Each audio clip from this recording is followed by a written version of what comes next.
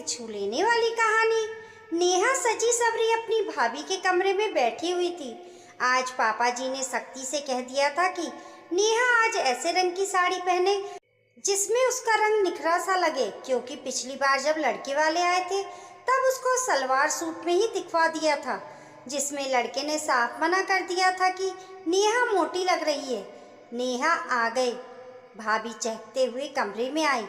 सुनकर नेहा के दिल की धड़कन और चेहरे की उदासी बढ़ गई, क्योंकि ये तीसरी दफ़ा है उसको इस तरह से सजाकर लड़के वालों के सामने ले जाने की।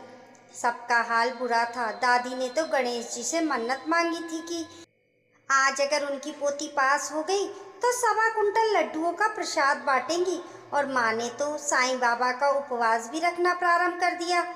साथ ही साथ पिछले सोमवार से नेहा से भी 16 सोमवार का व्रत रखवाना शुरू कर दिया था। दादी ने तो लड़का भी देखने आया। अच्छा मोटा काला सा था, लेकिन अच्छा कमा रहा था। जब फोटो देखकर माँ और नेहा की छोटी बहन ने मुंह बिगाड़ा तो दादी ने फटकार लगाई कि लड़के तो जैसे भी हों, काले गोरे मोटे पतले, कोई फर्क नहीं पड़ता, बस संस्कारी और कमाऊ हो।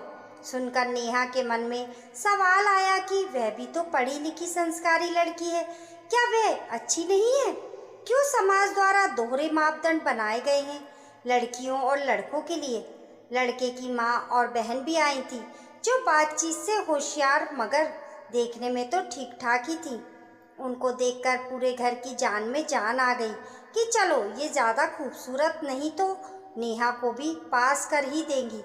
पानी पीने के बाद सभी ने भरपेट नाश्ता किया। मिठाई शहर के नामी हलवाई के यहाँ से मंगाई थी।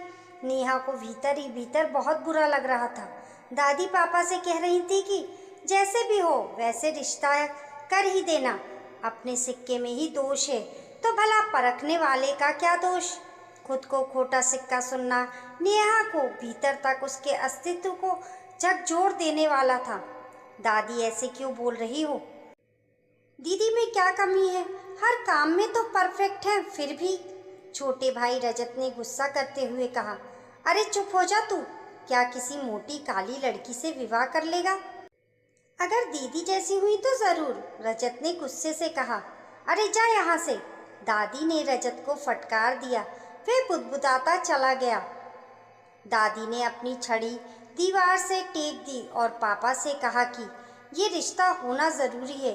बड़ी मुश्किल से उनकी भतीजी, जो कि लड़के वालों के शहर में ही रहती है और लड़के की दूर की मामी है, उन्होंने कराया है। हाँ अम्मा, मगर किसी से ज़बरदस्ती तो नहीं कर सकते। लड़के वालों के पता नहीं कितने भाव बढ़े हुए हैं, सबके रेट फिक्स हैं। पता नहीं क्या होगा इस दुनिया का। पापा ने परेशान होते हुए कहा, आज कर रहा है तू बड़ी बड़ी बातें, मगर योगेश की शादी के वक्त तो तूने भी खूब नखरे दिखाए थे। बहू के मायके वालों को भूल गया क्या? वह तो खूबसूरत भी थी। अरे माँ, आप भी गड़े मुर्दे उखाड़ने बैठ गई। गड़े मुर्दों से डर लगता है तो ऐसे काम ही क्यों करते हो? गायत्री देवी ने गुस्से से कहा। गायत्री, यार तुम भी, मैं तो बड़ा परेशान हूँ। हाँ हाँ, सबको अपनी परेशानी ही बड़ी लगती है। लड़की का बाप बनते ही लाचारी और लड़के का नंबरदारी। वाह रे वाह समाज।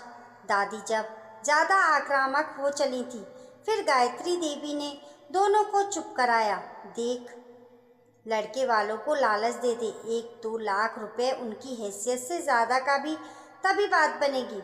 दादी ने फुसफुसाते हुए कहा। हाँ, रजत की शादी में वसूल कर लेना। गायत्री देवी ने पति पर व्यंग्य तीर छोड़ा। सुनकर उनकी त्योरियां चढ़ गईं।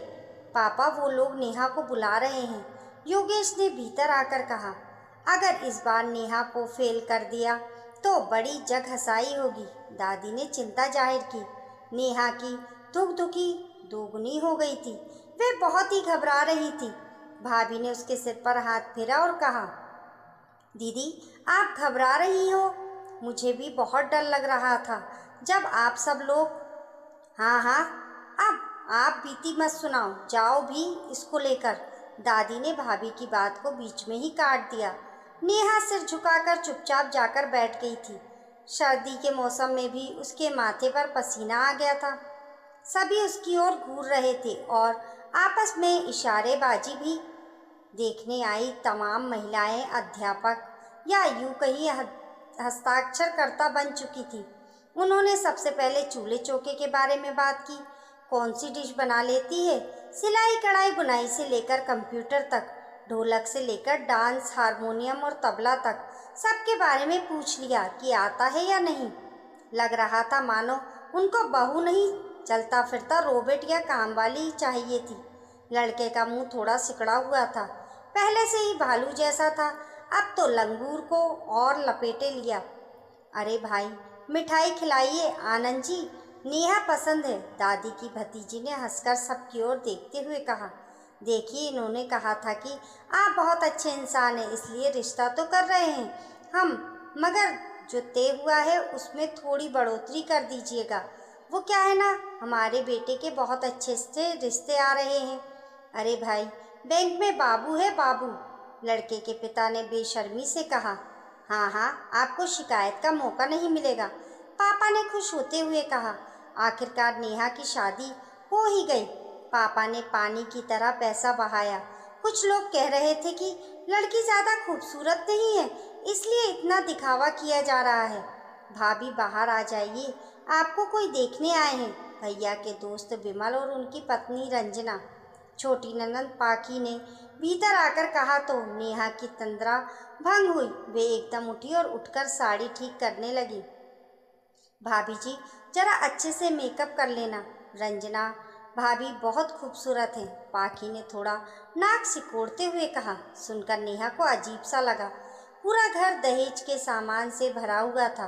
देखकर नेहा को बुरा भी लगा कि उसके पापा ने अपनी मेहनत से कमाई जमा पूंजी से इन लोगों का घर भर दिया और यहाँ का माहौल बहुत ही भारी है। ऐसा लग रहा था कि कोई खुश नहीं है। अभी पिछले महीने ही तो बैंक का एग्ज़ाम दिया है उसने, अभी रिजल्ट आना बाकी है। सोच रही थी कि पता नहीं आगे क्या होगा। खैर, वह तैयार होकर ड्राइंग रूम में आ गई। उसकी सास ने पहले से ही सफाई देना शुरू कर दिया। भाई, हमारी बहू तो सांवली है। पाखी तो कहती थी कि रंजना भाभी जैसी भाभी लाना, मगर कहीं बात जमी ही नहीं। इन्हीं को आना था यहाँ, सास ने नेहा की तरफ इशारा करते हुए कहा। अरे सुचित्रा, तू, रंजना ने आश्चर्य से नेहा का हाथ पकड़ते हुए कहा। नेहा भी खुश होकर उनसे लिपट गई। सभी आश्चर्य में पड़ गए। तुम जानती हो इनको? विमल ने पत्नी से आश्चर्य से पूछा। हाँ भाई, एमकॉम मैंने और सुचित्रा ने एक ही कॉलेज से तो किया है, मगर क्या? सब एक साथ बोले। ये टॉपर और मैं पासिंग मार्क्स लाने वाली रही, और देखो इतना अच्छा नाम बदलकर सुचित्रा क्यों रख दिया?